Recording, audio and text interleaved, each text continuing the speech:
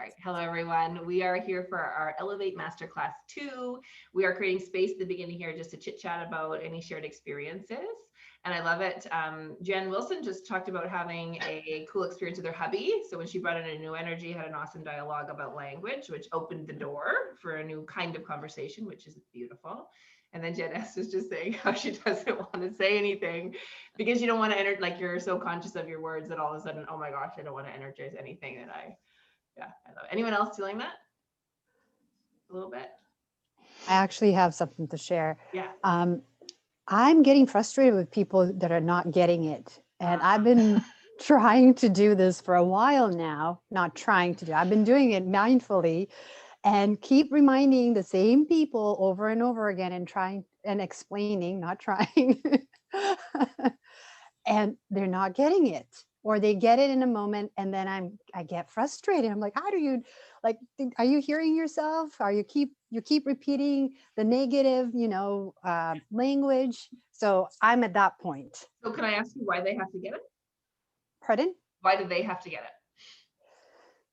It bothers me because then they ruin my mojo. Ooh. They're ruining it for me because I get into that positive space and into that positive language, and then it just takes a couple sentences and I'm like, oh my God, here we are at the beginning yet again. Because Right. their thinking affects my life too.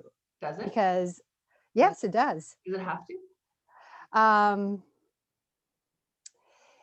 Well, from the global perspective, it doesn't have to, but it sounds like it doesn't sound. It actually means that I have to be the one that is leading the way constantly. And I really don't want to be the leading the way constantly. I want somebody else to take the responsibility, because with the negative mindset and the negative language, you're not going to get very far. You're either going to stop or you're going to go 5 steps backwards. And I'm the one, I'm like, hey, let's go. And I'm tired. So you're taking responsibility for their success, their happiness, their health, or whatever. It seems like it, yeah. Yeah. I just want to give you, well, you don't need my permission, but I'm just going to give you permission to not be responsible for it. Are we hearing? Okay. Are you hearing? So this is your next step. Been here, done that. I know what it's like. It is exhausting. Come on, I can't be happy unless you do your work. Yep. Ooh. Yep. So that, I can't be happy. So I'm making them responsible for my happiness. Totally done this. Mm-hmm. Yeah. Okay, So right now so you're responsible for my happiness. You're responsible for my success. You're responsible for this. So you better get it straight because I want to be successful. It's not just about me, it's about them, because I'm trying to help them get out of the rut. And Sure. I'm happy when they're successful and happy, but I see the limitations. Yeah. And I'm trying to teach the tools. I really am trying. I'm teaching, but I'm trying because they're not getting it. Are they asking for it? 50% of the time. Do they want to change? Yeah, that's a good question. Yeah. They might feel really good by you taking responsibility for them. So I'll do it if she can do it for me. Mm-hmm. Yeah. Story on my life. Just permission. Yeah. And chances are there's a belief there, which we're going to uncover today. Awesome. This is good. This is juicy. I did an amazing example there, Yelena, of there's an underlying belief there. And so, something along you're responsible. So there sounds like so codependency looks like you're responsible for my happiness and I'm responsible for yours. Mm-hmm. Right. And so we're responsible for each other's happiness. Mm-hmm. Instead of, we're not responsible to each other. So when I'm responsible for your happiness or your success or your health, I then take responsibility for your actions, your choices, and the way you think. Right. And then you get mad when then they don't behave the way you need them to behave so that you're okay. Mm-hmm. Which is boundary cross. Mm-hmm. We do this all the time. This is like so often what's going on in so many of our relationships. I was queen of it. And my value was attached to getting them to do the thing that I thought they needed to do to be happy so that I could be happy. Like, so I'm a value when you listen to me. Mm-hmm. Right. And when you don't listen to me, so these are all my beliefs. This is all my identity. This is all my story. I'm a value when you listen to me. So I totally attracted people who did not want to do the work. They were so happy to run around in crazy circles. What this? How about this? And it's like, yeah, awesome. You keep running. Like, come on. Oh, she loves me. Look at her running around, caring about me. Oh, it feels so good to be loved. I'm loved when someone takes care of me. I'm loved when I'm suffering, right? I'm loved when high codependency. Kind of entanglements, yeah. So being responsible for everything is exhausting, and I can relate. I think probably lots of us can relate in some ways. So Thanks. this is our space to begin to shift that, which is very cool. Been there, done it, been in a long time, so I really truly understand how you feel. Cool. Does someone else have their hand up? Yes, Michelle. I have a story as well, and I think it probably might go into what we're talking about today a bit. And part of me, like, because of everything with COVID, I'm like, okay, I need to preface this story, but then I know it's a judgment-free zone, but then I feel people are going to judge me. So anyways, I went on a date. So my preface, because I don't want to get judged, is that I don't have parents I need to worry about. I really don't see anybody. So anyways, but like, why do I even have to share that, right? But that's my own thing. So anyways, I went on a date and my butts came into it after, where it was like, oh, the date was great. He was super cute, but he's too young for me. Or, but he has like kind of a funny laugh or something. And so it's like, oh, I always do that where I put in, and you know this with me, Andrea, it's like, there's always, the guy's great, but, and it's like I'm trying to set myself up for not failing. So if something didn't work out, then it's like, oh, but I knew he was too young for me. I knew his laugh was funny. I knew his laugh was funny. Yeah. I knew he was only 5 months out of his marriage. Like, it's always the butt. So yeah, I'm trying to let go of the butt. Awesome. So you're at the butt level. You're at the conditional in that area, right? Yeah. So there's the conditional level. Awesome awareness. So you can see it. So then you can see how you set yourself up for the experience as a match for that. Awesome. Yes, Jen. I heard a long time ago, I forget who said it, but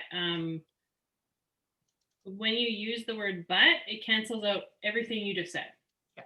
So it's like it's like an eraser. I don't know if you guys have already said that, but.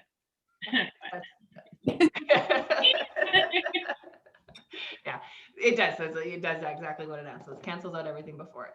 And then whatever it is, the but becomes true. Whatever is after the but. So yes, good awareness. Good awareness. Yes, Lisa. So I think I might have canceled out my stuff when I was like, so I put like, I want to be healthy. I want to make good food choices. I choose to move my body. And then I put as much as I can, because I got stuck with that one because like I want to, but I have personal injury that I feel like I didn't want to put it there, but I felt like it wasn't the truth. Like I want to move my body. Well, there's lots of times I want to, but I can't. So I didn't know what to. I got stuck there, like with that one. So, and just with the line, can you just tell me what you wrote again? Say it out loud again. I choose to be healthy. I choose to make good food choices. I choose to move my body. And then I couldn't just leave it at that with like all the other ones felt right. Yeah. That one I had to add as much as I can. Then I erased it. No, I'm not supposed to say that. And then I put it back because I'm like, well, that's true. As much as I can, because I also have boundary issues of like overdoing it. So then I got really hung up. I'm still obviously hung up on it. I'm hung up on that part. Like, I love it. Good awareness. So you recognize that the as much as you, so we're talking about the as much as you can notion today, which is grand uncommitment. That's what we're doing today, right? Grandly uncommitted, which leaves everything. So as much as I can is very open and loose, right? And so that it ends up being like very, well, close to wishy-washy, but in a more grand way. So I choose to move my body in a way that feels good to me. All right. You know what I mean? So then that would take into account that some days the movement might not feel good. I choose to move my body in a way that honors it. Okay. See that? Yeah, no, that makes sense. Yeah. And so, yeah. And so, because I get it. Sometimes there's fear around like, well, I can't and whatever. Well, we want to get out of limitation and we want to choose possibility. We want to choose possibility that I could actually move in a way that's honoring, that aligns with my body. Now you may, as you begin to move in that direction, you may get clarity as, oh, now I understand what some of those specifics are. And you can add specificity as you go, right? But right now we just need to get into the place of possibility. And we're going to choose the possibility of what we want to move towards. Okay. Okay. And keep talking about what we choose. Do you see how we do this? I choose to move my body with ease as much as I can, right? Or I choose to, so that's what we're being aware of. Or I choose to do this, but. This felt very goal setting though, and I'm not good at that. Like I'm not good at, that's bad language. In the past, I have not been good at setting goals, but moving forward. Why have you not been good? So why have you not been good at, so has it been that you've not been good at achieving goals, or that you've not been good at setting goals? No, I am very literal.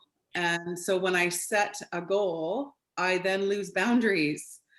Like, so, and no, don't honor myself in the past of, okay, that's great. You want to work out 3, 4 times, 5 times a week. Like as I got stronger, I moved my goal, but I very quick to move my goal too fast and then set myself back to the beginning because now I'm injured. Right. And then I'm pissed off that I did it and I'm mad at myself and I'm beating myself up because you know better, you're not supposed to, and it's that I have to get out of. Like, and that's what, and we do want to pay attention to the, you know better, you're not supposed to. yeah, and that's to me, that's where all that goal setting in the past has set me up to a very negative mind space. Okay. Was it goal setting that did that? No, it was the underlying belief about your capacity or who you are that sets you up for that. I would invite you to explore that. So sometimes we go, it's the goal setting that's wrong. And I get this. The goal setting can be the thing that causes us to go like blinders on. We were just talking about this. Blinders on, full force. Now I don't listen to my body or anything. I just pay attention to the goal. Right. But maybe that whole way of being is just really calling your attention to your belief about the goal and how I have to achieve something. And what I know, because my husband always says, "Oh no, you didn't just set a goal, did you?" Because I'm so fixated. Like I can't live my life. It's almost like I will do everything to XYZ. You know, everything else will fall apart, but I XYZ'd. And then so I struggle with boundaries while goal setting. Maybe so it could be that I'm curious about. So, and we can break this down, and this is what we're going to do today. But okay. It could look, I'm going to just play it apart right now, just briefly here, just to kind of show you. It could look like there's an underlying belief there that it's something like, in order to achieve a goal, I have to exclusively work on it. Or I have to exclusively focus on it, right? And so then because I believe that's how you achieve a goal, then that's what I go do. And then, blah, blah, blah. So then you can just really look at, go, oh, wow, I can see that maybe my belief around this stuff has not served me in the past. I choose to move in this direction, a way that's honoring, in a way that, so that we can start to specify and clarify how it is that we want the experience that we want. So what I'm hearing you say is, I just don't want that experience again. Right. I don't want the experience of being so obsessed and like compulsive and exclusive because that's not serving of me. Okay, cool. So then you learn that. So we can choose a new way going forward. It's not about the goal. However, you have a perception of what goal, about chasing a goal looks like. But we can change your perception of that, right? And we can shift the word goal out of here too. I'm not a lover of the word goal, to be super honest with you, like goal, success and everything. I don't know. It's just, the word's kind of. That's just what I choose with such affirmity, feels like a goal. Yeah. Like, so I like to say, I said, I'm going to do this. Yeah. And it's a word that I'm putting to it, is that I'm making goals when I say I choose this. Yeah. So and now I got to work to make that true. Like, right. So that's where I don't know if I'm stuck. That's what's new to me. What's calling your attention. So as you're working through this process is calling your attention to a belief system that's not serving you. Right. Okay. Yelena, that's yours too. So same thing. This process is calling my attention to a belief system that's not serving me. Yay! Awesome. That's so cool. We want to be shown the belief systems that are not serving us. So when we feel triggered, that is our clue that there's a belief system at play that's not serving us. So then today we're talking about we're diving deep on what you do with that. So thank you for beautiful examples, ladies. And so I always like to, again, it comes back to that place of, the language we use does matter. And so when I don't love, like I posted about this the other day, I don't love climbing the success ladder, chasing goals. It's fine. If that's serves you and you love it, that's cool. I like to shift into the energy of, I don't know, it just feels like a destination. It feels like an end game. It feels like a, I don't know, just saying. I'd like to experience. I'm here to experience a healthy body. It's not, I'm going to chase something and reach it. It's just that I'm moving towards, and it brings in sort of, to me, an energy of, we can bring in intuition now. we can sit back. There's some balance there. So when I'm creating an experience, I'm creating a way of being, the energy is much more, to me, it's much more open, and there's room for movement as well. That's how I feel. You might not feel that way. I just want to share in case it resonates, instead of feel like you chasing a goal and then put on blinders and off you go. I get that. I used to be that way too. But yeah, and that way then turned into like me not paying attention to anything else, or my body possibly screaming at me to slow the F down. You need to pay attention to some stuff that's going on here. Right. So thank you. All right, I want to make sure we give plenty of time to dive into our topic today, because we've got lots to cover, and I want to make sure that you guys can practice some of this stuff while we go here as well. We're going to do some breakout sessions, and you guys can help listen to each other, and help be mirrors for each other and reflectors for each other, because I find that very supportive. Do you find it helpful? This is another thing too. You're probably hearing it everybody else too. That's a beautiful way to learn. We don't have to then make them learn the thing we're learning, but we can then just go, oh, wow, look at that. Like, you can listen to the way they're talking, or even just how we're listening to each other here. And you can learn through witnessing other people, right? And you can witness their language and go, yeah, like, I can hear your language, and now I can see the result of that language. So there's a beautiful thing about talking with each other and witnessing somebody else. I find that's an amazing way to learn. So our topic today is observe and listen. So these are the first 2 steps of our 5-step Elevate process. And so we're going to do a little deeper dive to make sure you really understand how these processes work and how to use them. And then also I want to talk about what gets in the way of these processes and how to overcome them. So step 1 is observe. Become the observer of your experience and allow what is. So at the very beginning, I just copied and pasted basically what I had on your first masterclass, which is pause, move into curiosity. So, I'm curious.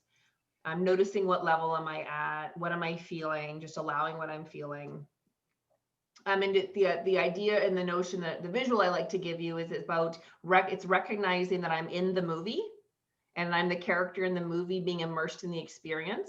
And becoming the observer is recognizing that I'm going to actually step out of the movie and I'm going to watch it instead. I can still be immersed in the experience. I can still be engaged in it. I can still feel it, but I can observe it from a bit of a distance so that I can see things more clearly. So that's actually what this step is about, kind of coming out of the movie and becoming the observer. So in order for us, so how do we do this? How do you become the observer of your experience? So in order to become the observer of your experience, you must understand that there are different aspects of yourself, and each aspect plays a role in creating your current experience.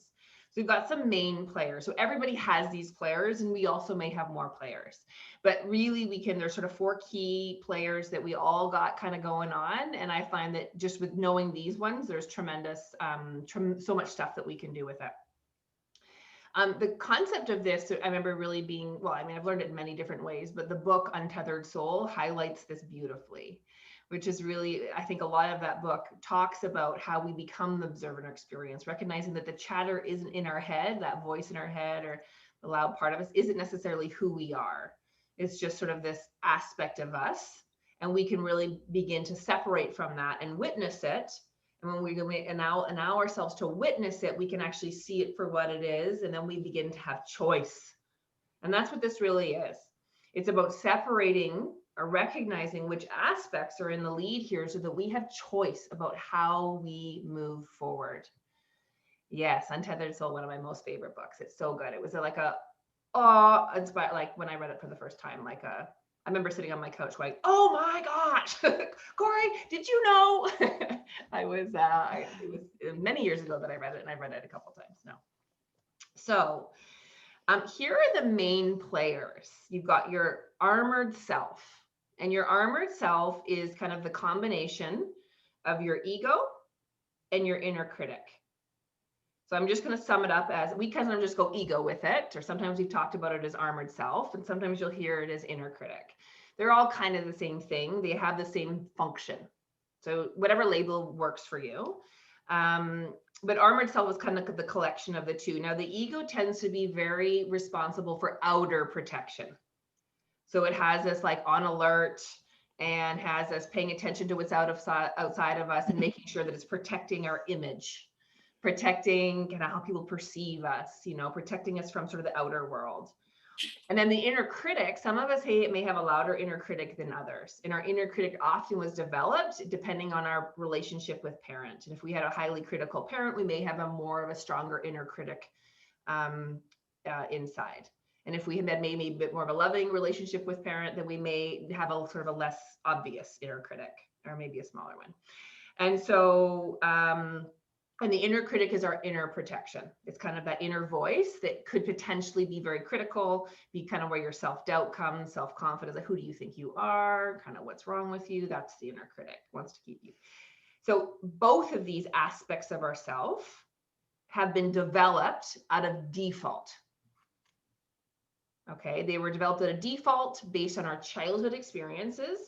And they've just come up as a way to protect us because we didn't possibly, we all have trauma of some kind in our lives. There are so many little ways that we experience trauma, sometimes big and sometimes lots of small stuff and sometimes a combination of it all. And as a result of those experiences, our young child had to learn how to deal with that, had to face those experiences and learn how to figure out how to get love and survive and belong and get connected. So your young child figured out ways to do that, often not super, well, they were effective at the time, may not be serving you now. And that's really what your armored self is. It's kind of this protective part of you that tries to keep you safe. Okay. And it is, it kind of acts like a shield from outer pain, and it keeps you small and safe in what is familiar. So it kind of uses the past to predict the future, and it really kind of just swings both ways. It's really not existing in the presence or truth. Okay. So you'll know that this part of you is in the lead when you're feeling self-doubt or lacking confidence. It's also in the lead when you're judging. Okay, so when you're judging someone, or when you are judging yourself, this is your armored self. You also, I put judging and projecting in the same kind of way. So projecting is when I won't own the pain myself and I'm going to make you responsible for it. So I'm feeling a pain of some kind and I don't know how to own that. I don't know how to look at it. I don't know how to acknowledge it. So I'm going to make you responsible. So I'm going to blame you for the thing that I'm feeling. Then I'm going to make it all about you. So that's what projecting is. We all do it. Blame, criticism. So you're blaming someone else for your experience, for your happiness, for what's going on in your life, whatever, blame for whatever, or self. This could also, remember, this always can go outwards or it can go inwards. Same with criticism. So if you're criticizing someone or you're criticizing self, this is your armored self, very reactive. So this part of you, like, it comes up like armor. It comes out to protect you. It's going to come out. Some of you might come out really strong in it. It's like it's got to, like, I got you, girlfriend. Fight, flight, freeze. That's like in that mode. This is what comes out. Okay. And it may come out differently for all of us. Or even reactive could look like I'm reacting to the situation and now I retreat, I freeze, I run. So it could look like that as well, but it's very reactive. It takes everything personal. Everything that's happening in the world is all about, like, your behavior is about me. What you said is mad and hurt, like it's hurtful.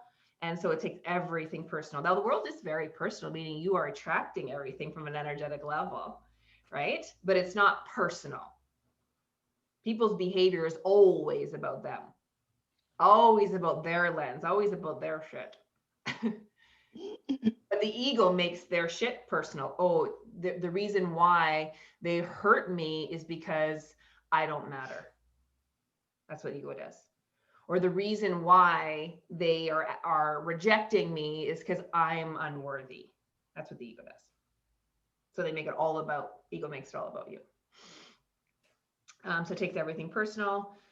They're very protective and authoritative. So this part of you may be very authoritative because it's there to protect you. So it may sound very convincing. I need to listen to this part of me, because it really sounds like it knows what it's talking about. It sounds like an authority over you. It sounds like you better listen or else. That's all armored self. Okay. And it's very past and future focused. So he uses the past to predict the future, and he's completely unconscious. This part of us is not aware. It's completely wrapped up in the past. It's rooted in the past. It's just, and it doesn't have the ability to come out of there. So that's okay. Okay. And you know what? This part of you has done an amazing job of protecting you. It created all these beautiful coping mechanisms and ways of getting by as a kid when you didn't have another way. Okay, now, no longer serving you, likely. So there's probably ways in the world you're like, God, why do I keep doing this? Or this way of being or this way of seeing things, like it's just not helping me here. So now we can just recognize that, okay, so this is just this part of me, it's default mode. And it's here to love me, well, it's here to protect me, right? Because it's scared. Okay, so that is our armored self. So we can sometimes just call it ego. We can call it, I like to just refer to it as ego now, but this is sort of how it's the collection of the parts of us. Then there is our wounded self, or our wounded inner child. And this is the young part of you that holds your trauma from your past. The part of you that developed beliefs and coping mechanisms to stay safe, get love, and to belong. So your armored self, so your wounded self got hurt. It figured out how to get by, and then ego takes over. So ego is kind of like that strong part of you that was developed as a result of the wounding. Okay. There we go. And so, and we all have this part of us.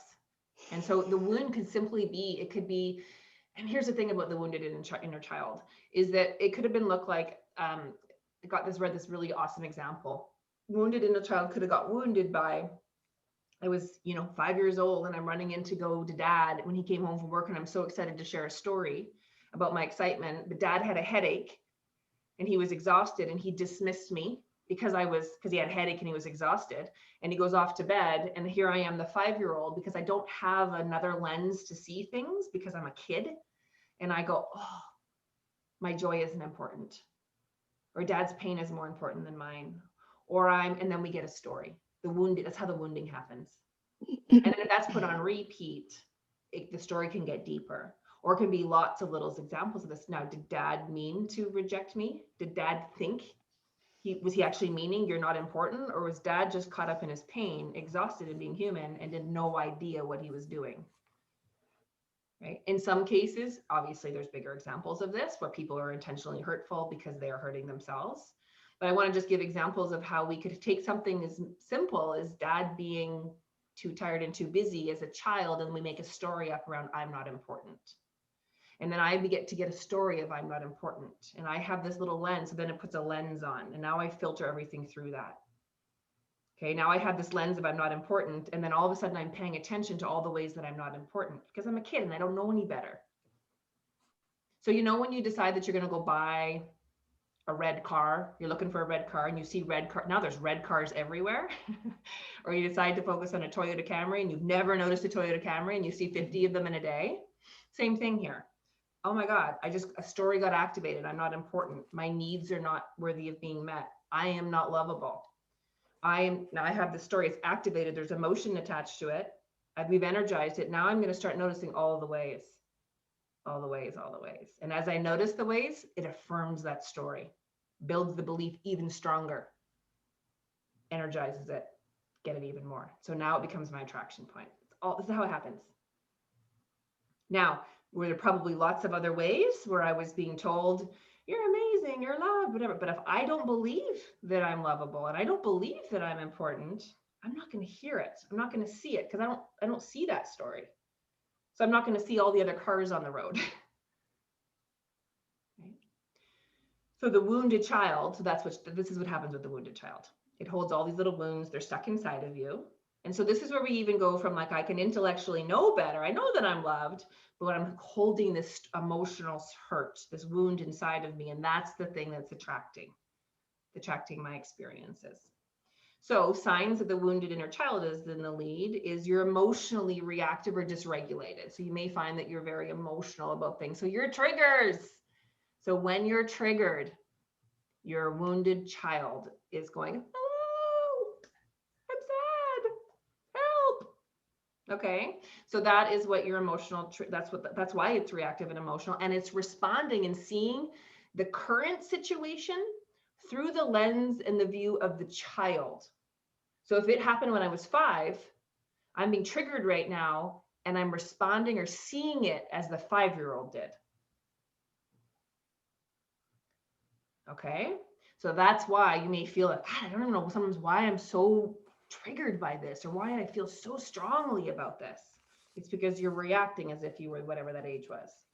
I had a fun one recently that I got to explore and I was 17. She had a lot of swear words. Yeah, I was like, wow, I've got like, and I realized it's my 17-year-old that had some stuff to say that was strong and forceful. So I was very emotionally reactive. So if you're emotionally reactive, feeling really triggered and dysregulated, that's the wounded child. And it probably responds like a younger version of you. I just did a beautiful example on the previous call. And I was like, when we went and listened, it was like this, like thank you. I hope it's okay that I say this. Ooh, and it was 4-year-old. What does a 4-year-old do? Right? And so if you actually go listen to that part of you, you'll notice, like, that's what I said, my 17-year-old was very explosive with their words. My 9-year-old was way more meek. But my 17-year-old was freaking tired of the old butt. So you'll notice that when you actually listen to that party, which I'm going to teach you how to do, it actually sounds like a younger version of you. Okay, so if you listen to your words, you'll hear this kind of probably a younger version. You're a wounded child, like when you're feeling hurt, offended, or attacked.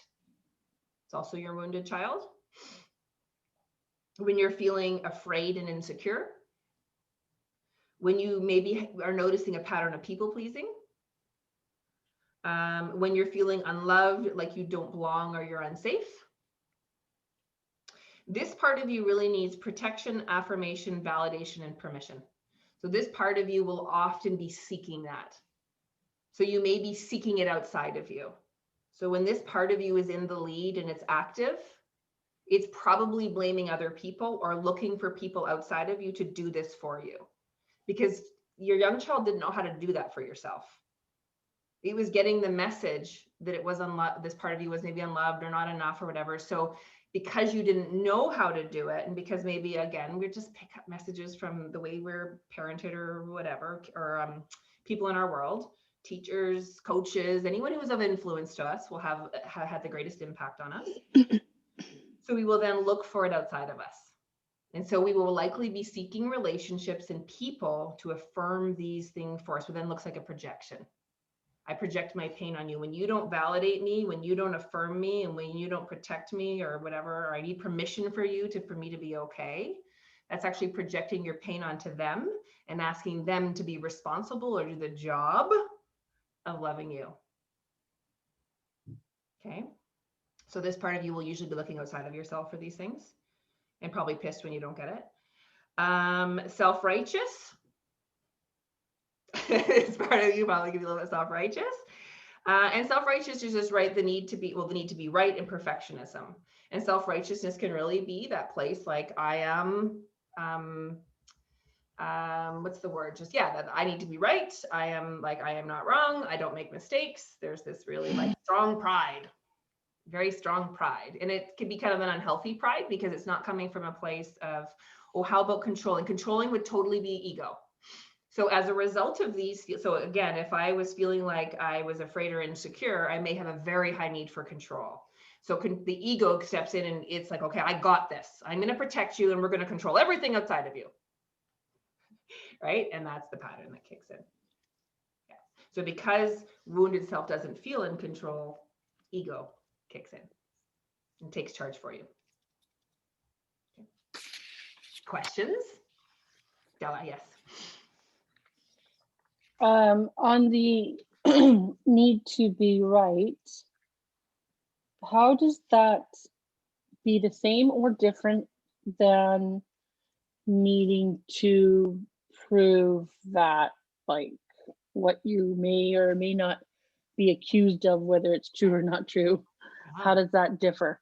Yeah. So it can look like this. So because there was a wound where people didn't see me clearly and they didn't hear me and they accused me of something I did wrong, because of that original wound, I may now have a strong need to be right and to be perfect. So I step into self-righteousness or the need to be right or perfectionism because I will not be accused because I was wrongly accused before. So now I have an extreme need to be right, which means it's unsafe to be wrong, which means that sometimes I won't listen to what you have to say or take in your idea or hold space for, because I can't be wrong. Because if I'm wrong, I lose love. If I'm wrong, I'm bad. If I'm wrong, you see how this works? So then we come in with this need to the correction or the coping mechanism is to just be perfect and never be wrong. So I can never be wrong because it's not safe, but we can be wrong. We're human. I used to have this, by the way, big time. I was never wrong. I was always perfect. You lose love when you're wrong. Don't you know this? People reject you. They stop loving you. You lose friends when you're wrong. When you make a mistake, you lose all your friends. You can't make a mistake. No room. Right? So that's kind of does that make sense, Stella? It does. And what I was going to say is, in those circumstances that I have seen that younger child in, that is, I wasn't wrong and I did not do it. Yeah. But that's where it's kind of either, kind of letting it go, which some people can do, and others just have that not necessarily need to be right, but prove that I was not that, I wasn't wrong, or I wasn't that, I didn't do it, or whatever. Yeah. So the underlying story might be that I'm not heard. People don't hear me. I don't have a voice. My voice doesn't matter. So that's probably the underlying belief. And then the fact that people don't listen to me is the symptom of that belief. I don't have a voice. I don't matter. I don't deserve being listened to, or I don't deserve love. So those will be probably the underlying beliefs that then contribute to the experience of people not listening, not trusting you, not believing you. Okay. Right. There's a whole pile of beliefs I must investigate. Thank you. You're very welcome. Any other questions about that? So these are two. So lots of our suffering and our suffering and our pain is caused by these two folks, these two aspects of us being in the lead. They are not going anywhere. They are part of us. So we have to know that if I'm suffering, if I'm triggered, if I'm in pain, it's because one of these two is in the lead. So cool. Awesome. They're just two aspects of us. Here's what's else is cool. Flip it on over. There's two other aspects of us. Our core self, our inner being, or our true self. Whoops, pick your language. Soul, spirit can all fit in here as well. This is the part of you that knows the truth of who you are. It's all your joy, your love, your creativity, your inspiration, all your innate gifts. It's the infinite part of you that always is. Okay, so this is the part of you that can't be hurt. This is the part of you that can't be broken. This is the part of you that knows the strength and the beauty of all that you are, all your uniqueness, all your innateness, all that is in this part of you. So there's signs that this part of you is in the lead is when you're feeling creative. However creative looks, remember, creative is not artistic or just artistic. Creative is when that you're flowing, there's ideas, you feel like you can create your life, you feel like you have this creative flow of things. It's expressing. This part of you is very expressing. It expresses and often expresses in form of joy and love, abundance, all is well. This part of you knows this. This part of you knows that all is well, that this experience of life is beyond this experience of life. It's just one of our experiences, and you're here to learn and grow. This is what this part of you knows. When you're in the zone or you're in the flow, and things are just, you just feel like, you know, that feeling, right? We've got that. It's like, oh, I'm on fire right now, or I'm in, like, that's your core self. That's your true self. That's your inner being. So when you're aligned with that, that's how you know that this part of you is in the lead, which of course is so much of the practice of many we've been working on in a lot of our courses, is really waking up this part of us and recognizing and strengthening the connection to this part of us. This part of us is entirely in the present moment. It doesn't need to exist in the past or in the future, because it's just all there is. It's the infinite space of who we are. And we know we're in this part of the lead by how we feel. There's a very strong feeling around it. This part of us doesn't have a really strong, loud voice. You know, this part of us speaks to us through intuition. And it's very simple and quiet and calm and direct. Wise. Right? So this part of us isn't loud and chatty. We have to create quiet and space and tune in to listen to this part of us. And then we know it's in the lead by how we feel. Okay, that's the Awaken course, right? It's just learning how to, like, develop that skill to listen and follow. Then the next part of us is our wise self, or our wise leader. Now, this is the part of you that can attend to all parts of you in a way that is honoring and for your highest good. This is the part of you that can recognize which part of you is in the lead and has the skill and ability to choose love over fear. So the wise leader, you're speaking to my wise leader today, probably, who's super connected to the core self, who's super connected to the divine. Okay, so the wise leader is the one who is able to, this is what we're going to develop. The becoming the observer is really about becoming the wise leader. And signs that you're in, that this part of you is in the lead: calm, wise. So even just from a brain standpoint, so you're the wounded child and the ego are very much in that, like, the reptilian part of the brain. This part of us is when this part of the brain is activated, so it's in our calm collective state. We're confident, non-reactive. So we have the ability to go, I'm curious, because it doesn't react to everything right away. It's observant.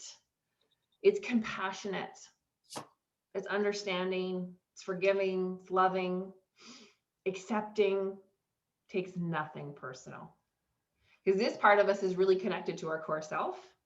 So it gets that, like, the world, the message of, like, what I'm talking about, which is about nothing's personal. It understands all of this stuff.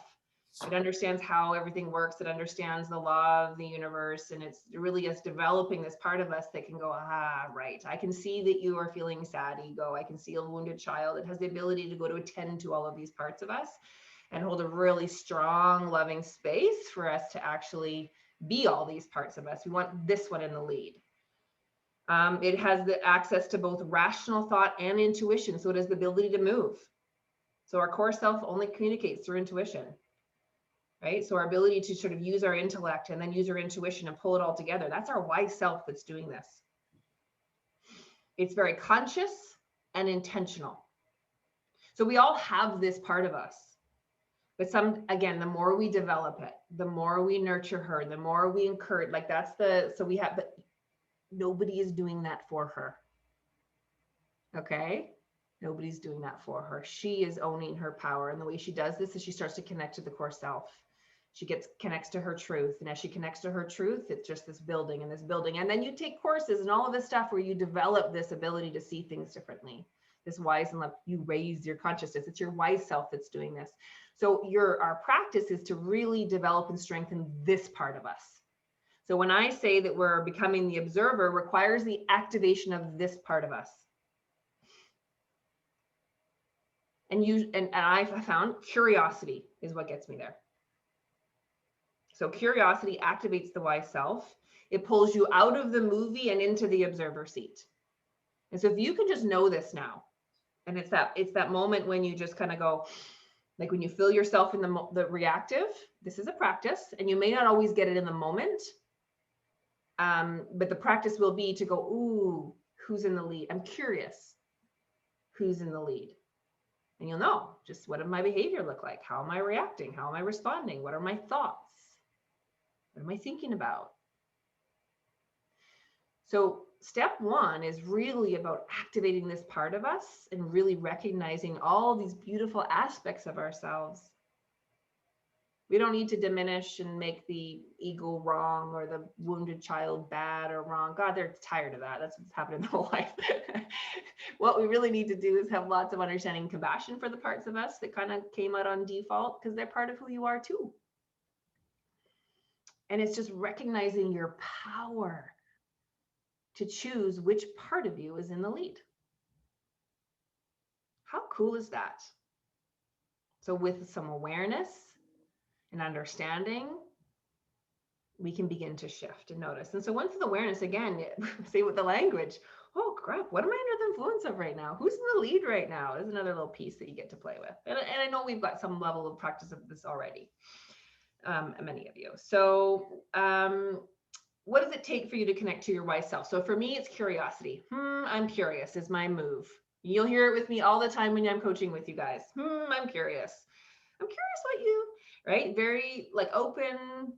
There's nothing right or wrong here. It's just, it brings in possibility. It's open, it's accepting. Okay.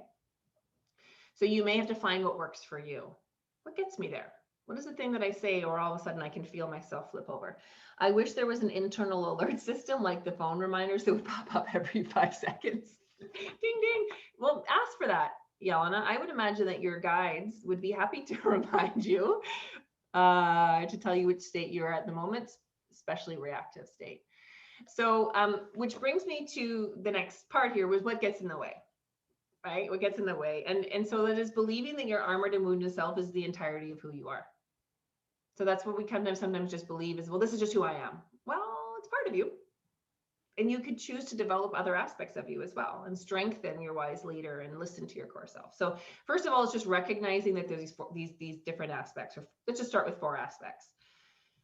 And it's not recognizing the difference between the different aspects of you. Sometimes we just get really immersed in the whole thing and we're just in the movie, and it's like, okay, I gotta just step back. And so it's like getting it. So what is it? Is it like, get in the movie seat, step out of the movie, step out of character, or what character, so you may have to find that there's a thing you say to yourself.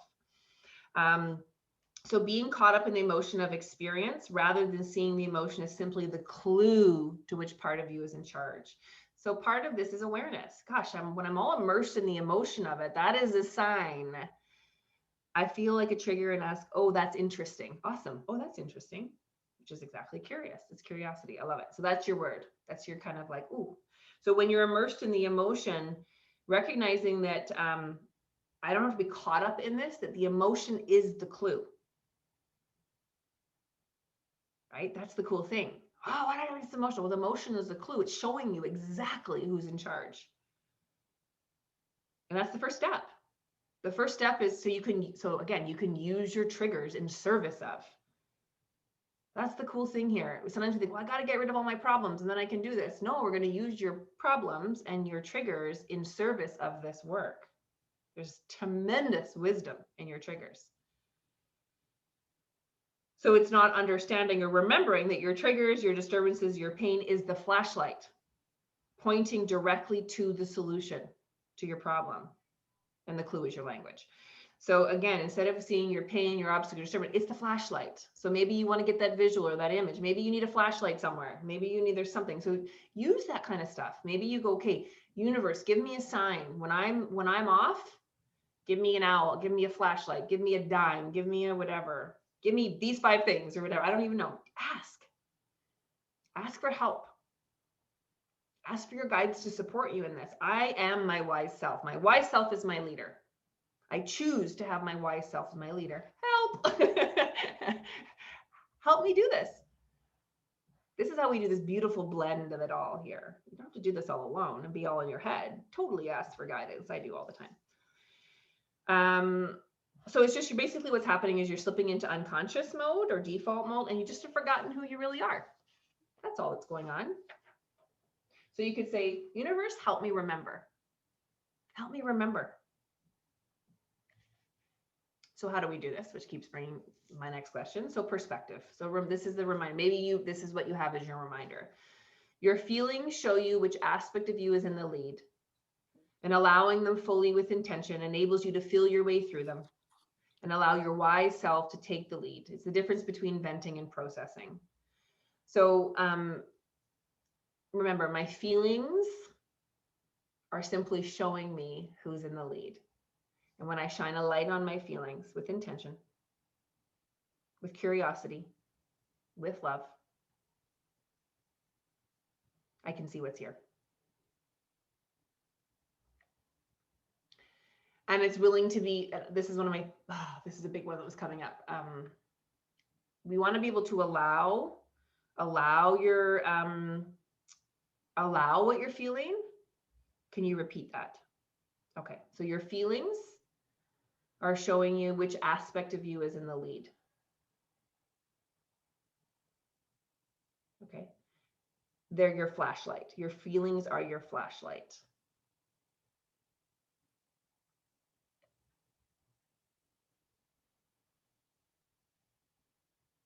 Showing you, so revealing to you or highlighting to you.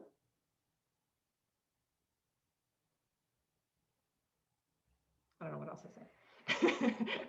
Kind of what's, see, I sometimes just channel this stuff, so I don't remember what I'm saying.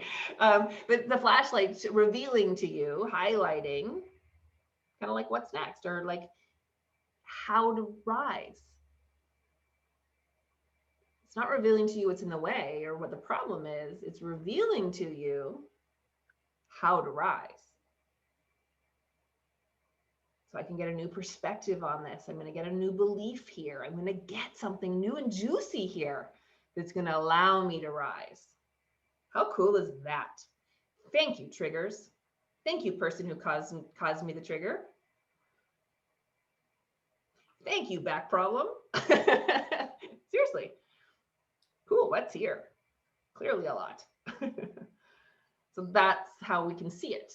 So if I can begin to practice seeing it that way. Now, you may not always be able to see it in the moment. That's okay. It takes practice to be able to see this, but that is where we're going to go to. If you bring that perspective in and you just keep practicing that perspective, it gets easier and easier to get into observer.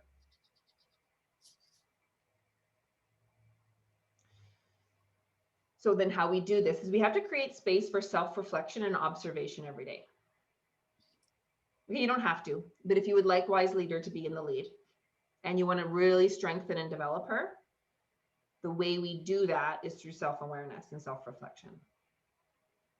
So it's tune in and be curious about your feelings and experiences.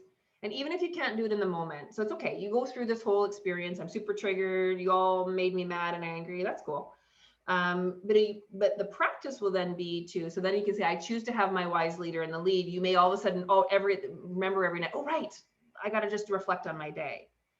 And so we can go consciously go, okay, I'm Wise Leader. I can just go right here. And now I'm going to use the Wise Leader of me to go observe my day and go observe my experiences through the Wise Leader lens. So you may not get it in the moment right away. That's super cool.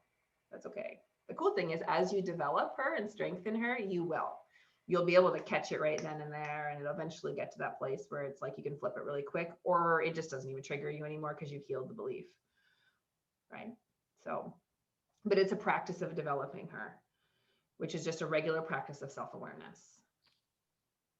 And so we do this by really creating loving space for yourself. So you can do this and you can do, so this could look like at the end of a day, it could be in the moment, it could be whatever, where it's just what am I feeling or what was I feeling when? These are the kind of questions that you do. This is how I get into observer. What are my feelings telling me about which part of me is in charge? What are my feelings telling me about what part of me is in charge?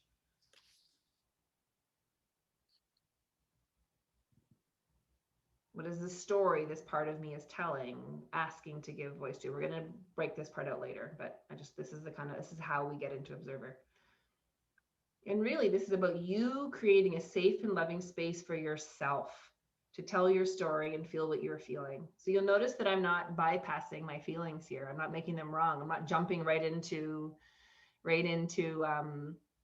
oh, everything's okay. It's just actually allowing myself and giving space for me to feel what I feel. But we're going to do it in a place of processing instead of venting. Venting is unconscious unloading. So I'm going to go, you know what? I'm going to create space to process. And what this looks like is me very consciously telling my story, feeling all I'm feeling. That loser. I'm so annoyed, but then I'm very consciously paying attention. I'm the observer. I'm feeling it all and I'm listening to my story. I'm hearing it, but it's very intentional. I'm not unconsciously unloading, which is just like a vent and you don't get anything from it. Okay. And it's just really like, you got to create the space for yourself to allow this story to come. And it's just practicing compassion, understanding, acceptance, and being calm as you listen to yourself. Because of course, what are you actually listening to? You're listening to a younger version of you who needs space to be heard, which we're diving in a little bit later about this. But the first purpose of observer, it's really just recognizing your ability to go, ooh, who's in charge here? Noticing it, and then choosing the wise leader. Here's the thing, if you feel too immersed in your story and you can't seem to get into observer position, because again, sometimes something's really big, something's really heavy. It's like, ooh, this has really consumed me right now. You may need to get a support system to be witnessed or process with someone who has the capacity to help you move into observer. That's cool. Sometimes we can't do this alone, right? But in having that support, we then develop the ability within ourselves, okay? So if it ever feels like too much, do lean on, maybe you have your network, your people, or your professional that helps you hold space to be able to get you there. So how do you know which part of you is in the lead? What is the first clue you're aware of? Do we know?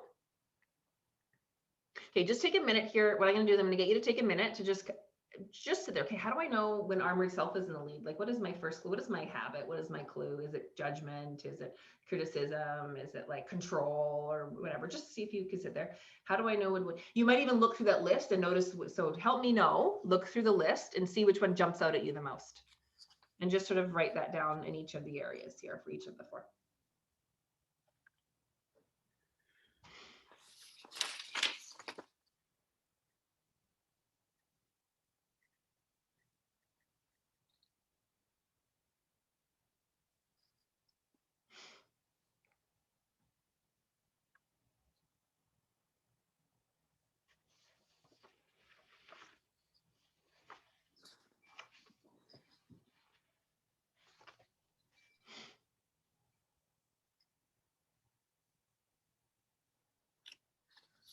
Oh, Jen, can you talk? Oh, you can't.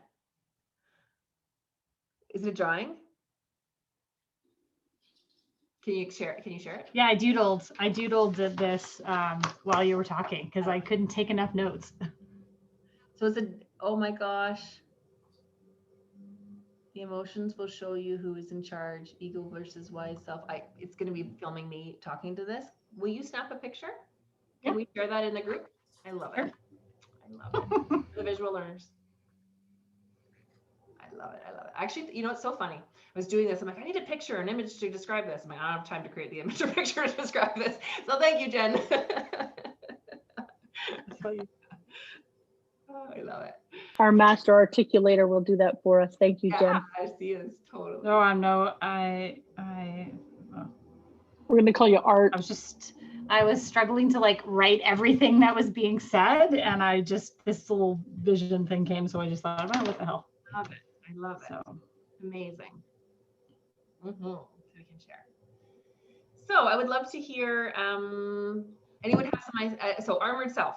So you can either post in the chat. I would love to, for those of you who are kind of like, oh, and it don't have to be right or wrong here. You might just go, I feel like it's this right now, or I'm sensing this. What are some of the things that is probably a first clue for you? Who wants to share? You post in the chat. Okay, protective. Awesome. Yeah. Protective of yourself, protective of others. Is there a difference or both? Well, both actually. But this one thing keeps surfacing for me, and my reaction to it is to go into sort of self-preservation or protection mode. And it's a cyclical story, because I'm this person who is all about the more the merrier. And if I'm going to invite, I'm telling all my doggy friends that, hey, I'm heading to the field. Let's go. Let's have fun. And then I show up at the field and they're all leaving. And I'm like, what? I always let you guys know. What the heck? And so, you know, I go self-doubt. I start thinking, oh, maybe there's something wrong with me. And then I start to get protective, and I'm like, what? We just sit there and we talk and chat and we play at the dogs are playing. So why would they all show up here and then not let me know? And then, so again, ton of the story is, and it's from things that happened when I was younger as well, and among other things. So it's a repeating story that I got to figure out. So what I do is I just, see ya, I'm going elsewhere. Screw you. Yeah. I love it. That is so me. Lisa just said the same thing. I love it. Yeah. Okay, so we've got defensive and reactive. Yes, defensive, totally. Sorry, I'm just going to repeat that thing here. Defensive. Oh, okay. I feel triggered and no. Hold on. Protective, defensive and reactive. Armored self is defensive, blame, victim, become the victim, and forceful. Cool. That's so me. I judge that people don't love my Facebook posts. I love it. Sorry, I shouldn't laugh. What? That's love. That's a love. Like, Yes, totally. I should laugh. Sorry, I laughed. I don't like.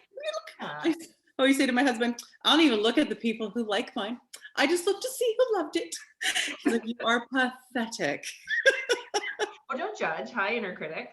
I know. No, he says that to So me. really, it's like, oh, it's my wounded. Like, there's a part of me that's going like, oh, do you love me? Do you love me? And then when I don't, pathetic. Or to do. No, my husband says husband that says to me. Yeah, He's like, you're pathetic. yeah. That's probably a reflection of your inner voice, though. Just saying. Who else? Anyone else want to share? Trigger when boundaries are crossed, right? And then what do? What's the mechanism that kicks in? Ruminate. Ooh, yes. Good one. Cool. Okay. How about wounded inner child? How do we know the wounded inner child is in the lead?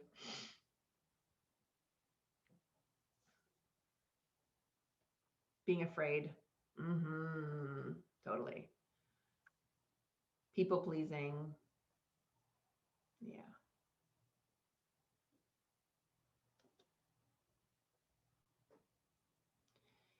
Inner child scared, withdraws, inner critic, self-sabotage. Yeah.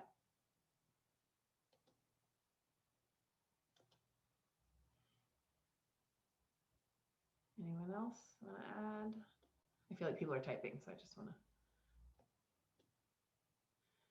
Misunderstood. Yeah.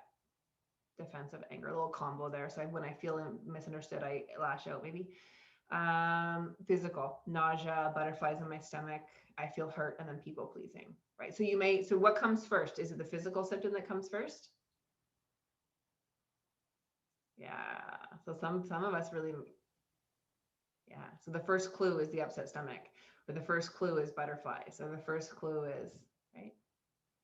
Yeah. Anxiety, or my physical is racing heart. Yeah. So wounded child is activated, right? And then I feel unseen and unheard. Yeah. So then that's the story, right? So the story is I'm unheard, I'm unseen. Okay, how do we know when core self is in the lead?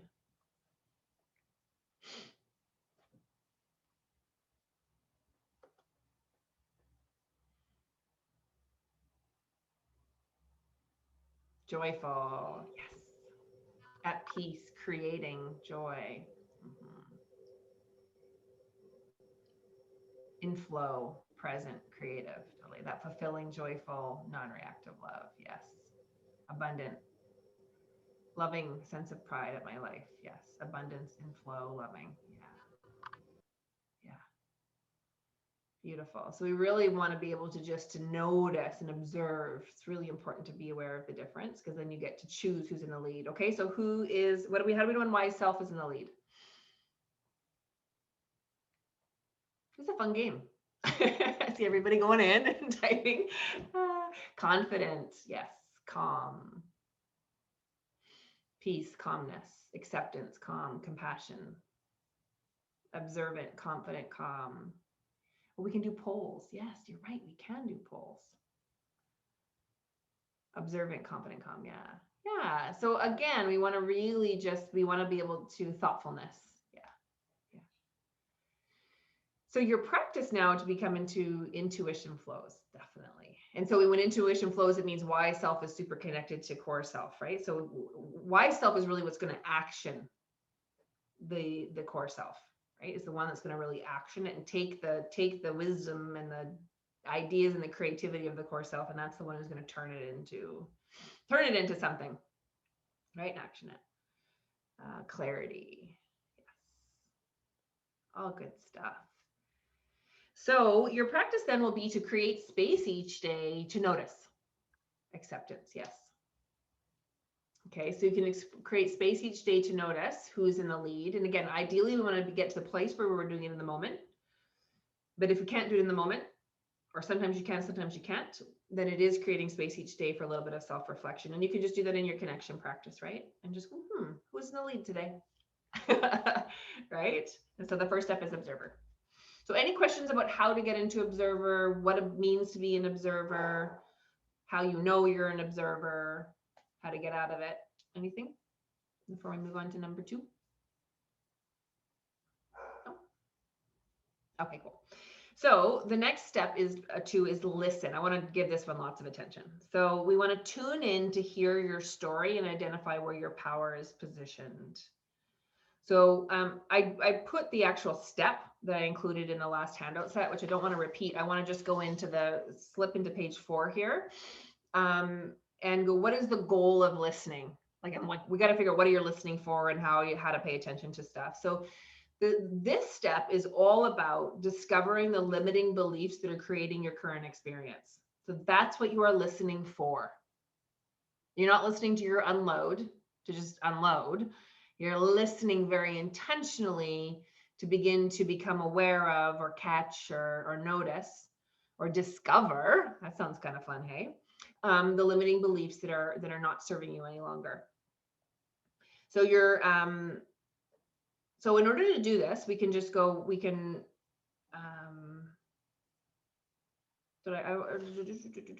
yeah, okay, got it. So to do this, do you hear your story? How do you hear your story and know your limiting beliefs? First, you set the intention that you're ready to hear and know the truth. Okay, because that's a thing too. If ego's super in charge, you may need to be like, no, I'm a wise leader as I choose. So I choose to hear my story and know my limiting beliefs. Okay, or thank you, Archangel Gabriel. She's the communication and spiritual understanding, for helping me hear and understand my story and my limiting beliefs. Pick whatever works for you. And you may find that there's a better statement for you. This isn't the only thing you can say, but really the whole purpose behind this is you setting the intention to choose to know. Because sometimes we go, I don't know. Well, I choose to know. And if you're feeling like, I don't know this, ask for guidance. Archangel Gabriel, help me.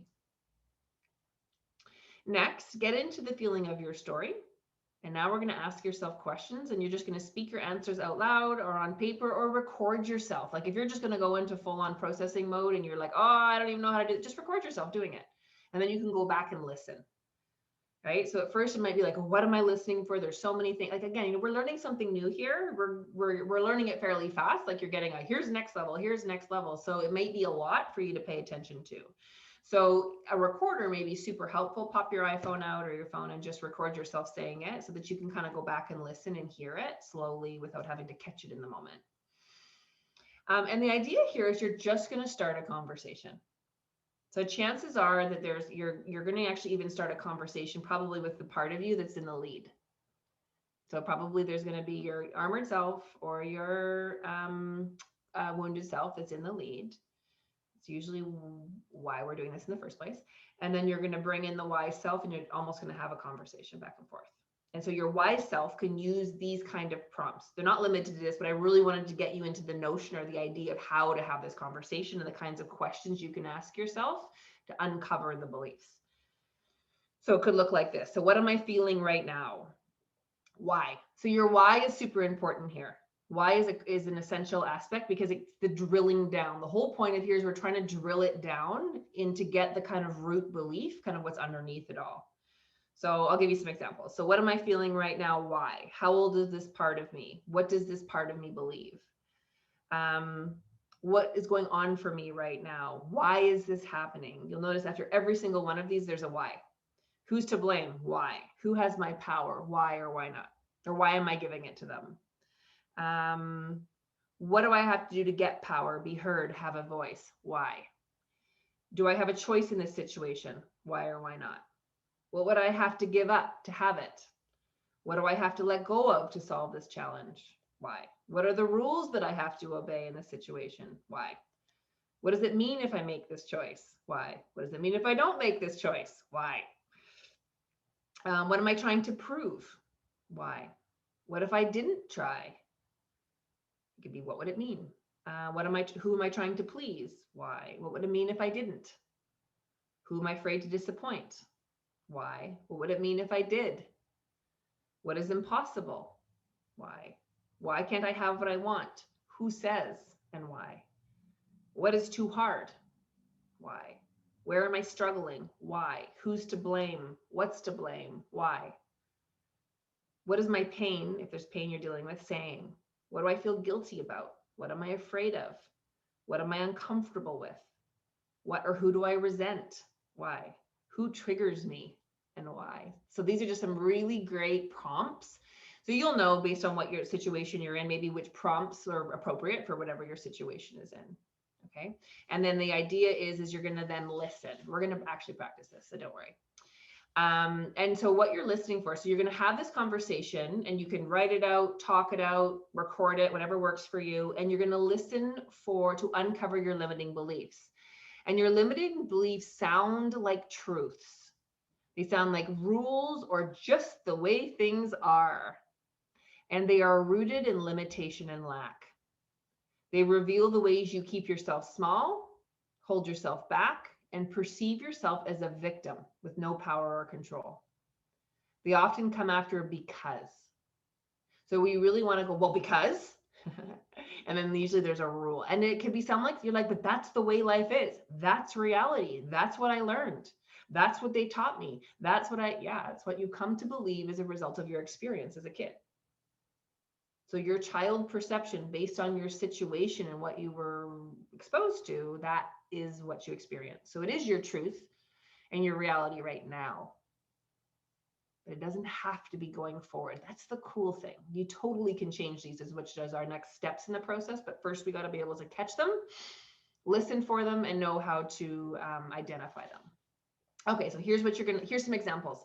Now, as we're going through this, I would like you to, because you'll know if these resonate with you, you're like, oh, that's me. Oh, that's me. Or you'll be like, oh, that doesn't resonate. Tick off, highlight any of the things that, as I read through these now, that might resonate with you already. Might as well just catch some now if they're, we can do it this way too. You can just read a list and see which resonates, or you can listen to your story. I have to fight to be heard. My needs aren't important. Or other people's needs are more important than mine. I am not important. There's not enough of me to go around, or there's not enough to go around. I don't have what it takes. I'm not smart enough. I don't have an education or certain credentials or whatever, so I can't. I'm not a numbers person. Money isn't important to me. Desiring money makes me greedy. Being focused on money makes you superficial, material, or untrustworthy, or fit in the words that suit you there. People like me can't, fill in the blank. I don't have what it takes. I'm not enough. I'm not special. I'm not memorable. I'm not unique. I have to prove I'm smart in order to be heard. Needing help means I'm needy, and needy is bad. My needs are a burden. It's not safe to share my voice or my truth. I have to keep the peace to get love and acceptance. Outer peace is more important than my inner peace.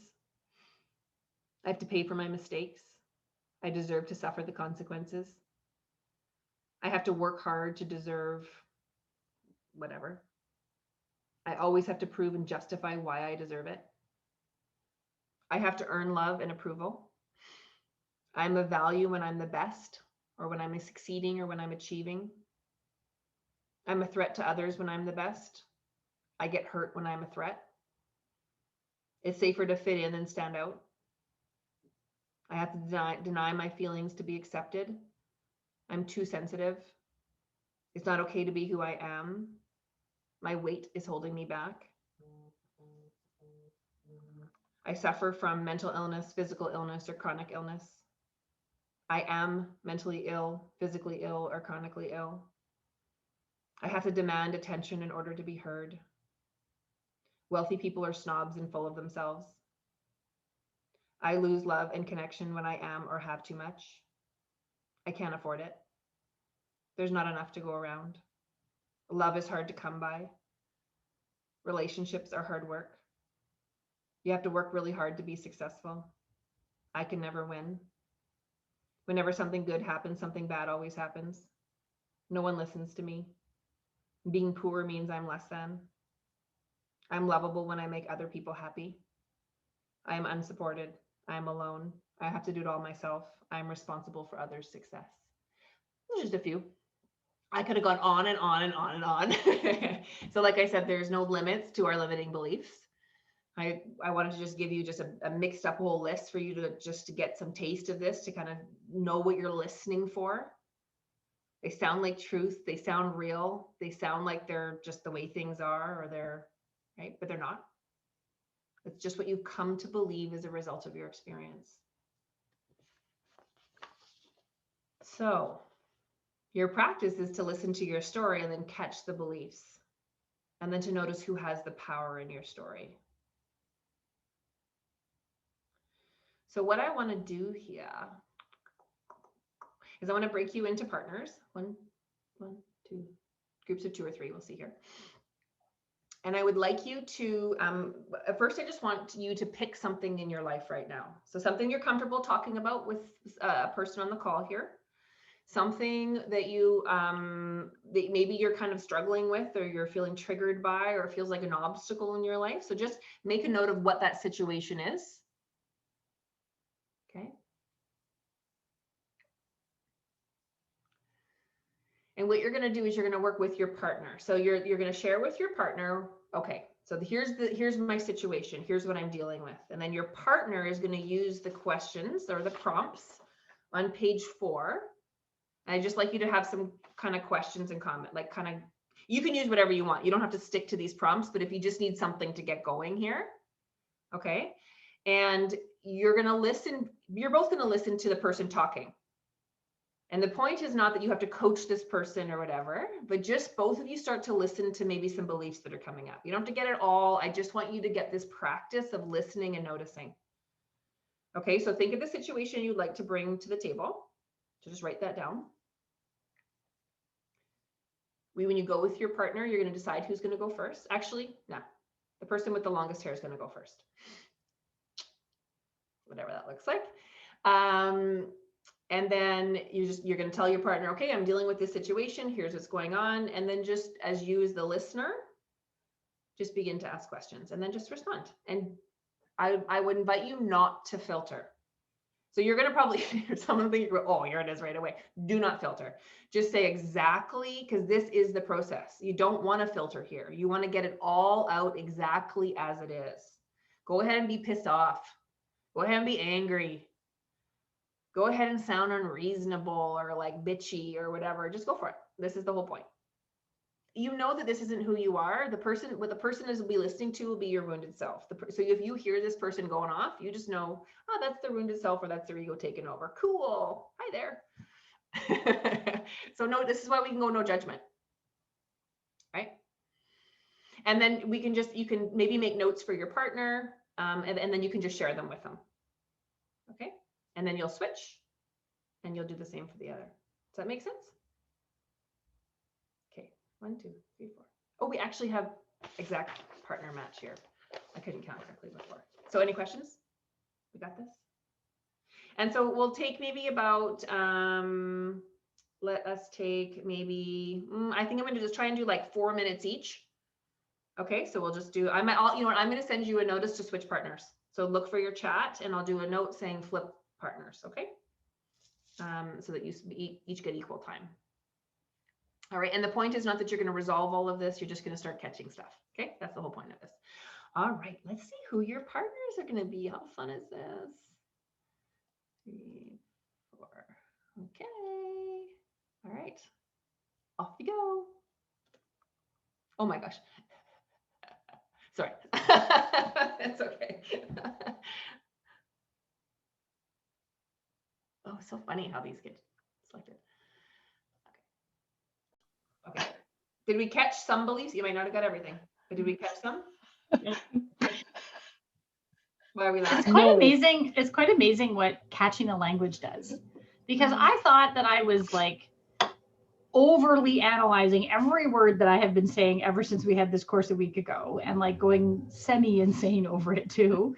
And then having this realization about the word try. And then as soon as you know that you say try, you realize that try is the third word you say in every sentence. It's like, I think that's the only word I say now, right? Is try. But then like even in our session, as I was talking, Michelle was like picking up on stuff where not only am I trying really hard, but I'm figuring things out all the time. Like, so it's like, oh shit, there's another word. Like it's quite amazing how you don't even notice what you're saying. Is that weird to say? Like you don't even notice what you're saying. You really don't. We're Like very you unconscious. can think that you're being as positive as possible, but it's like that's not even positive. Figuring something out, is that positive? Like no, it's not positive, right? Like it's like I know the answer. It's within, and that's like what Michelle said. She's like, no, she goes, it's not you're not figuring it out. You know it. You're analytical about it. It's like, oh shit, that's so true. Well, and I find, and I mean this, I'll say it from my experience, Jen, but I find for me, like when I'm always trying to analyze and figure things out, I'm exhausted all the time and I'm tired. Because you're always figuring it out. You're never knowing it. You're just figuring it out. I'm always in figuring mode. I'm always trying to be smart. Being smart. Instead of just being smart. That actually makes a lot of sense, the figuring out part, because between Thrive earlier and now, I'm just, Colleen and I are both like, we're so tired. Because you're figuring out, right? Yeah. Anyone else got anything? Can I notice anything or observe anything? Well, the universe matched me and Jen perfectly. Ours always. This is why you laugh, because we totally mirrored our story. Identical. Yes. Oh, good. Literally. Yeah. Yep. But the funny thing is that I didn't get a chance to say that I am exploring. It's not graphics or marketing or anything per se, but I am looking at marketing myself in a different way. So I didn't get to say that. We'll connect on Facebook. Yeah. So we can I'll talk. have to. Yeah. Oh, good. Yeah. And is it Very, very similar. Is it helpful to hear somebody else talk? Yes. Yeah. So especially when they say your stuff. Oh, that's mine. Right. Yeah. Yeah. That's the point, is that we can create space for us to hear each other in a safe place where it's okay for us to, someone's actually asking for our wisdom and our opinion and our advice. Yeah. And we create safe place to learn. So that's the process that you can either, obviously you could do it with another person who's in your trust box or has the capacity, or you can be your wise self and be the other part of you, and you can just create space for that dialogue yourself. And so that's why the recording or the noting down. And so it's a drilling down, trying to catch the underlying beliefs. So that is what this step is. And so whatever comes after I am or I have becomes a rooted identity with which your life like forms around. So you get to choose what you identify with and what you don't. So even if you just pay attention to what you identified, what your I ams or your I haves are they working for you? Some might be, and some might not be. You're like, oh my gosh, I don't want that I am. I don't want that identity. Right? It's not one that's serving me anymore. What are you going to choose instead? So this is really about you, just this whole step is all just about listening so that you can become aware, and then we can choose differently. We're doing that next time. So, and it's really just then deciding, this is not what I choose. I'm going to choose this instead, and one that serves your highest good. So what gets in the way of this? Just ego.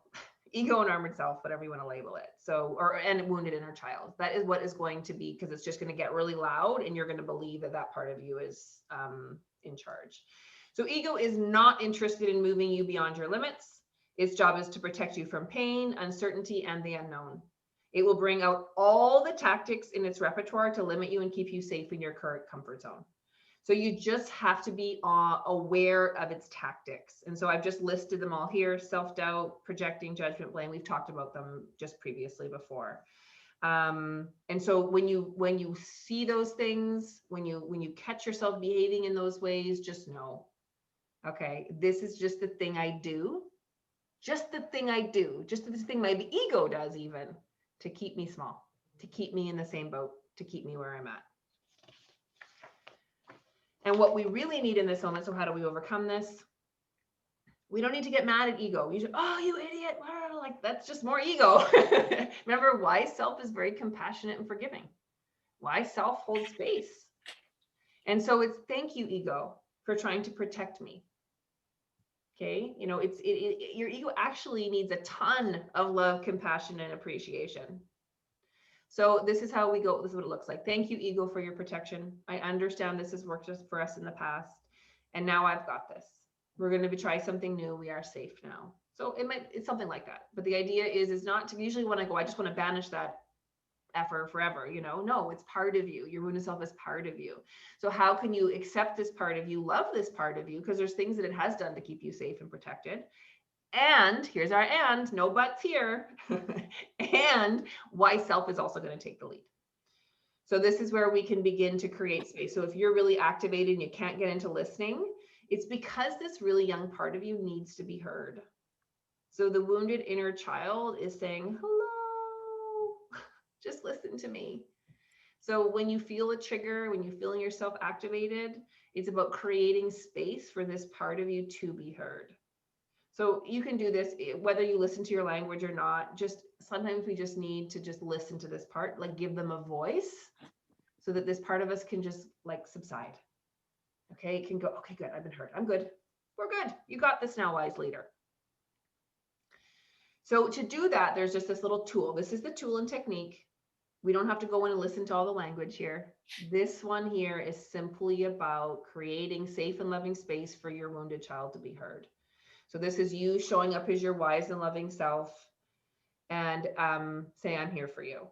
And so when you're feeling triggered or you're feeling hurt, you just go, how old is this part of me? And notice the first number that comes to mind, 4, 5, 15, 16, you know, usually they're going to be child. They're going to be, or like it could be a teenager, but generally they're not going to be a young adult, because even if it's your young adult, likely there's something sooner than that or earlier than that when there was a story that got started. So what is the youngest age? And then listen to the young part of you that is feeling hurt, threatened, overwhelmed, or stressed, or whatever they're feeling. And you just want to go, what is this? What do you need? So you bring in the wise and loving self and you just imagine this. You can visualize her, you can imagine her, you can feel her, you know, whatever feels good to you. And then what does this part of you need? And listen to her. This morning it was, I need you to know that you know, and it was this. And so let her be like that. You know, and then just have almost like as a parent, if you were parenting a young child, what would you say to that child? You know, what do you want to say? What do I need from you right now? And this part of you is not making that part of you wrong. It's saying, I'm going to hold space for you to feel whatever you're feeling. And your job is actually to validate, listen. So you know how we're often seeking validation, permission, and approval outside of us? Because it's this part of you that needs it. You're going to give it to yourself. Your wise self is going to go, I'm sorry that happened to you. That sucks. I'm sorry that you're hurting. I am so sorry that you know, like that person didn't know, like you're going to go give that part of, give yourself that stuff instead of waiting for it outside of you. And then using that thing outside of you as evidence that you're not enough. Okay, so we're going to go affirm. And then this part of you gets filled. This part of you heals. This part of you goes, oh, finally. Okay, I can go play now and I can stop triggering you. See how this works? So it's just having this beautiful dialogue, and you're going to give your young self what she needs. You're going to ask her how you can help. You're going to affirm her, validate her, love her, and accept her and attend to her needs. Okay. And then when your inner child feels calm and at peace, you're going to then release her with love. And you're going to let her know, I got this. Thank you. I love you. What would you like to do right now? You want to go play? You want to go, like, almost imagine just what you would do with a child that age and go allow her to do it, envision her doing it. And then you're just going to go, I got this from here. And then it will be to act in alignment with the wise self, which is not these steps. That's coming up later. Okay. So, but that the practice here is to go listen to this young, beautiful part of you. Okay. So whenever you're triggered, it's a young version of you that's saying, listen to me. Your job is to go listen to her, not expect the people in your life or whatever's going on around here to do that for you. They don't have the capacity probably. And that's cool because we got this amazing wise self who can totally do it in the exact way that you need it. How cool is that? All the power is within us to heal ourselves, to rise, and to be the beautiful, wise leaders that we are. Isn't that amazing? Yes. How cool is that? Now, here's the and piece. Have your connection crew, the support system that you go to when you, system you to go to when you maybe recognize, can help you recognize it and hold space for you to rise. So if you're a little bit immersed in it or trapped in it and you're stuck in it, that's cool. Like wounded self's really activated here. So who's the people you go to help you rise? They don't do the permission and activate like validation for you. They help you become the observer yourself. They maybe hold space for your wounded child so that you can love her and affirm her and get it yourself. The whole point here is we got to give to self now.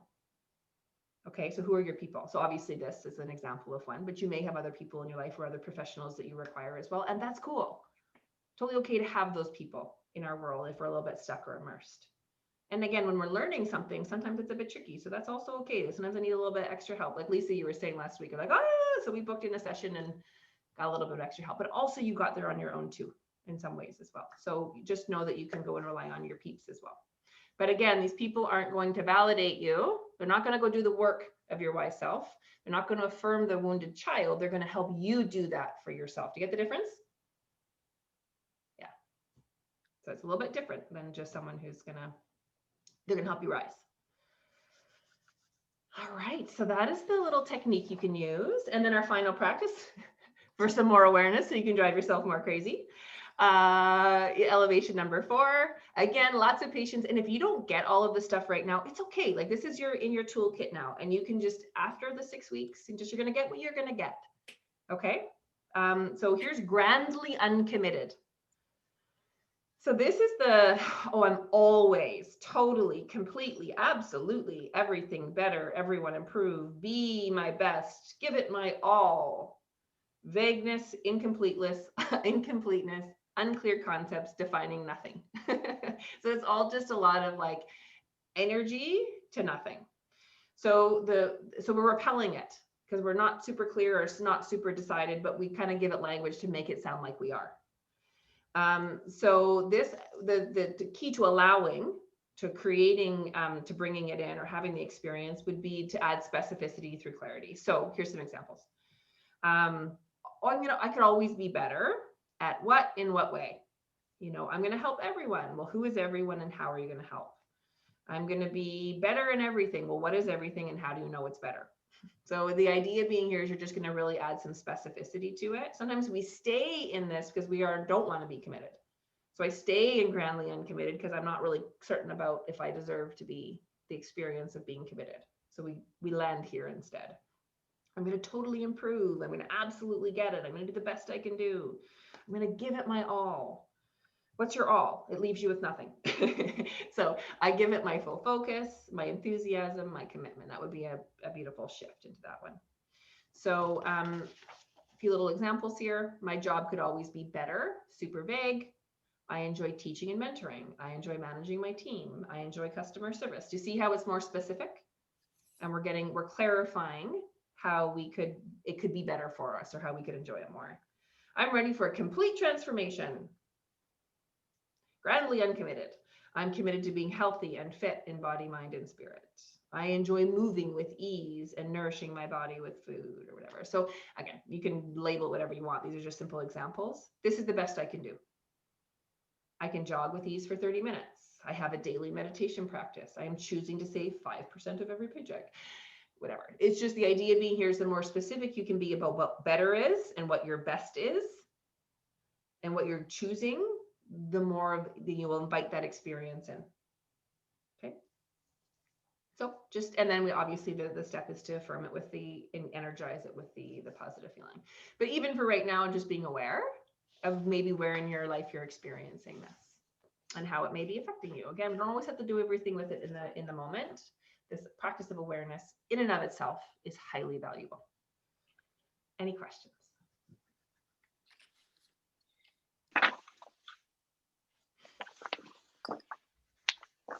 Comments? All right, so I'm going to invite you all to just maybe create some practice each day for that self-reflection. Sort of who's in charge here? How do I know? Right? And then maybe some time to just listen to your story. Again, you don't have to do anything with, so you go, oh my God, if I hear it, I've got to do something with it. You don't have to. You can if you want to or you choose to. Sometimes if I'm like, oh my gosh, if I know it, then I have to do something different. Well, that's up to you. Right? So just, we can create lots of awareness right now. That's a really great space to be in as we're just learning all this good stuff. Okay? Practice of awareness. All right, everyone. That was fun. Thank you all for being here. Next week is Q&A session. So Q&A session means just open format. We'll do some practice. We'll chat. We'll ask questions. We'll talk about things. We'll share our experiences, and just create space for some awesome, supportive chatter and connection over this fabulous topic. Language. All right, everyone. Thank you so much for joining me, and we'll see you next time, and we'll connect in the group as well. Take care.